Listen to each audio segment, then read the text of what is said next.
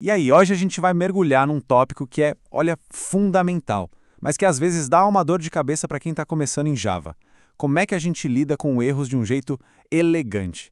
A ideia aqui é justamente essa: pegar aquelas falhas inesperadas e transformar nosso programa em algo muito mais robusto e confiável. Pensa só na cena, que eu sei que já aconteceu com todo mundo que programa. O código tá lá, rodando bonitinho, tudo perfeito, e de repente, pá, ele quebra. Sobe aquela parede de texto de erro, sabe? Aquele monte de coisa vermelha na tela. É um clássico, né? Não tem quem escape disso. Aí fica aquela pergunta, né? O programa parou. E agora? O que a gente faz? Bom, a notícia boa é que dá pra gente pegar essa mensagem de erro que parece super assustadora e transformar ela numa parte controlada, gerenciável do nosso código. Bora ver como é que se faz isso? Beleza, então vamos primeiro dar nome aos bois.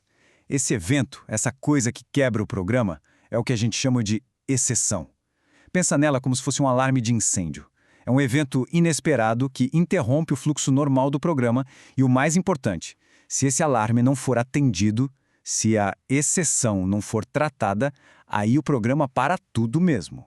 Tá, mas por que a gente tem que se preocupar com isso? Por que tratar exceções? Olha, os motivos são super importantes. Porque em vez de deixar o programa simplesmente morrer, a gente consegue, por exemplo, mostrar uma mensagem amigável para quem está usando, sabe? A gente pode registrar o que deu errado para poder analisar depois e consertar. E o principal, a gente mantém o sistema de pé, funcionando. É o que separa de verdade um código amador de um código profissional. E como é que a gente faz isso na prática? Bom, a principal ferramenta que o Java nos dá é a estrutura try-catch-finally. Pensa nisso aqui como uma rede de segurança de verdade. O try, que significa tentar, é onde a gente coloca o código que tem chance de dar errado.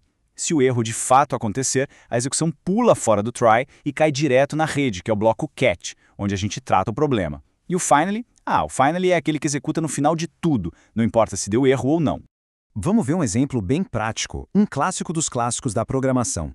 O que acontece se alguém tentar dividir um número por zero? A gente sabe que na matemática isso não pode, né? É indefinido. E no Java? Bom, no Java isso gera uma exceção na hora. E qual a solução? Simples. A gente envolve essa continha de divisão dentro de um bloco try.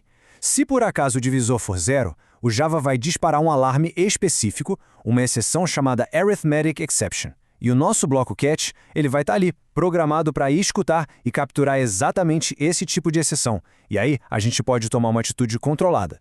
O resultado disso é uma transformação total.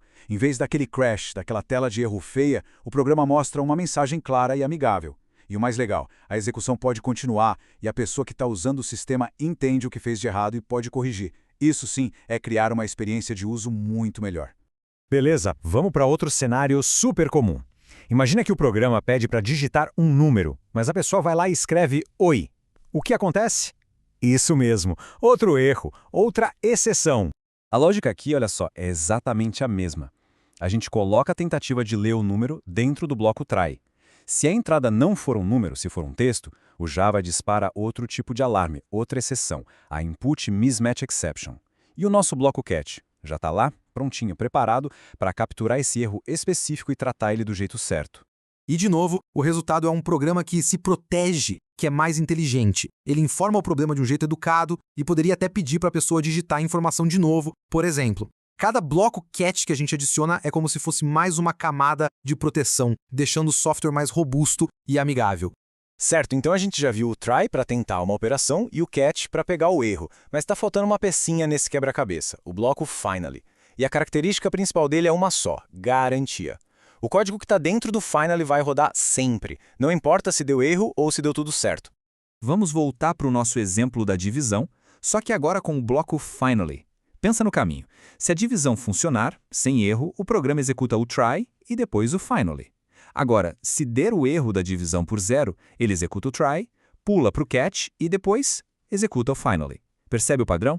Não tem escapatória, ele sempre roda no final. E essa mensagem que aparece na tela, programa finalizado, ilustra isso perfeitamente. Ela vai aparecer de qualquer jeito. É exatamente por isso que o Finally é o lugar perfeito para a gente colocar tarefas de limpeza, sabe? Tipo, fechar um arquivo que foi aberto ou encerrar uma conexão com o banco de dados. São coisas que precisam acontecer, não importa o que aconteça antes. Agora, vamos para uma ferramenta um pouquinho mais avançada. Além da gente poder capturar as exceções que o próprio Java lança, a gente também pode criar e lançar as nossas próprias exceções, usando a palavra-chave throw. Para que isso serve? Para a gente sinalizar erros que são específicos da lógica do nosso programa. Tipo, num sistema de banco, um erro de saldo insuficiente. Isso não é um erro do Java, é um erro da nossa regra de negócio, e a gente pode criar uma exceção para isso. Então, para a gente fechar e amarrar tudo, vamos recapitular os pontos principais. Primeiro, exceções são a maneira certa de tratar erros em Java. Ponto. Segundo, a gente usa o try e o catch como a nossa rede de segurança para capturar esses erros. Terceiro, o finally é a garantia de que um código importante de limpeza vai sempre executar. E por fim, a gente viu que com o throw a gente pode lançar nossas próprias exceções e com o throws a gente avisa que um método pode lançar uma. E para fechar de vez, fica aqui uma reflexão. Com essas ferramentas na mão, o try, o catch, o finally, como é que o próximo programa a ser escrito pode ser mais seguro, mais estável e mais amigável? Porque no final do dia, pensar sobre isso, adotar essa mentalidade, é o grande primeiro passo para a gente criar software de altíssima qualidade.